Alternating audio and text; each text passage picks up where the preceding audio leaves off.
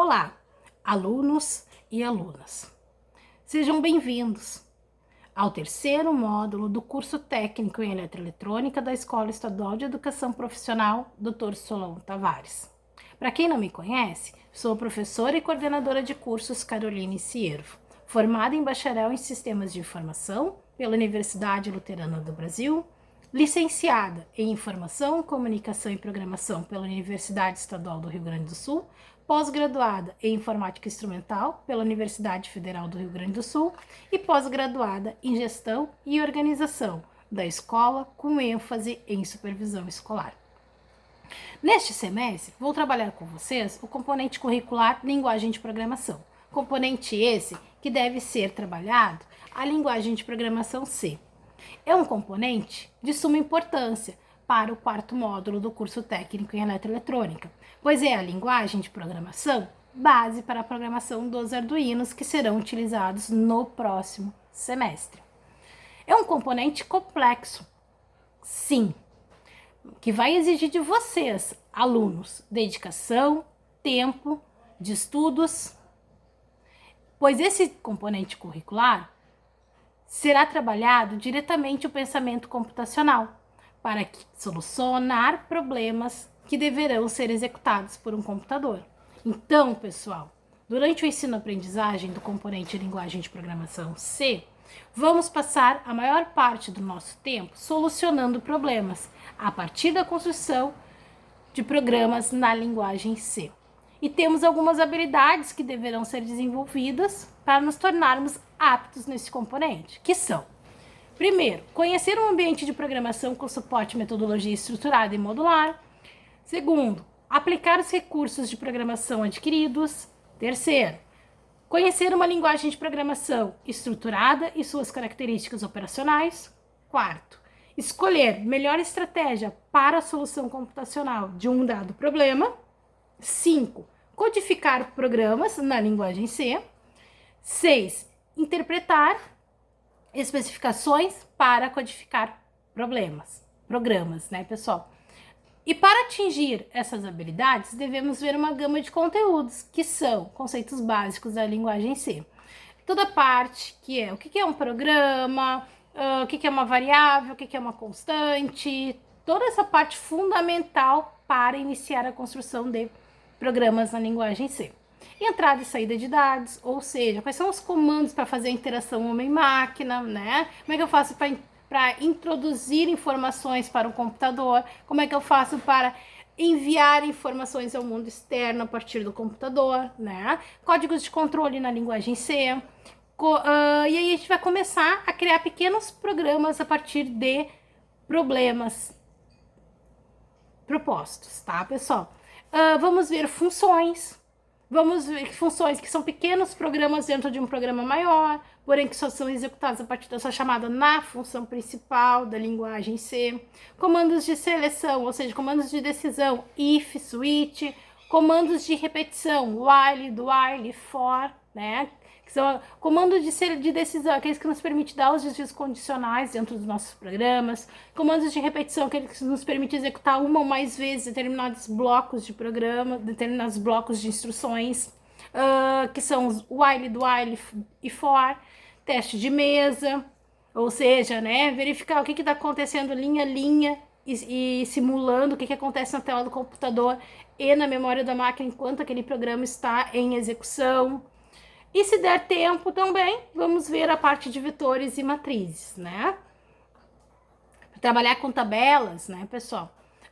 Mas como se dará as nossas aulas? Enquanto nós estivermos em bandeira preta ou com restrições ao ensino presencial, as aulas presenciais, vamos trabalhar sempre de forma remota, com aulas síncronas e assíncronas. As aulas síncronas são todas aquelas que ocorrem em tempo real, ou seja, de forma online, mas em espaços geográficos distintos.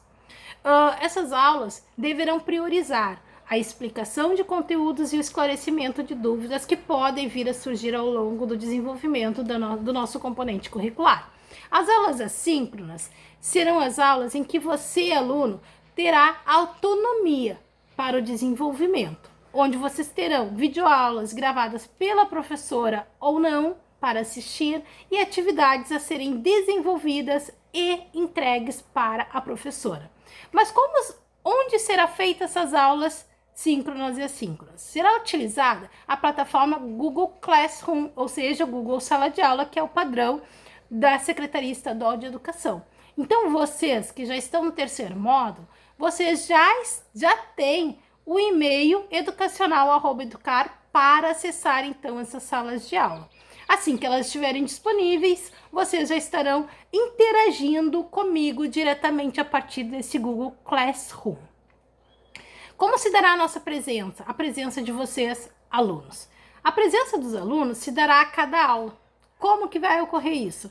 A cada aula, a professora vai criar uma atividade apenas a cada aula, que deverá ser desenvolvida por vocês, alunos.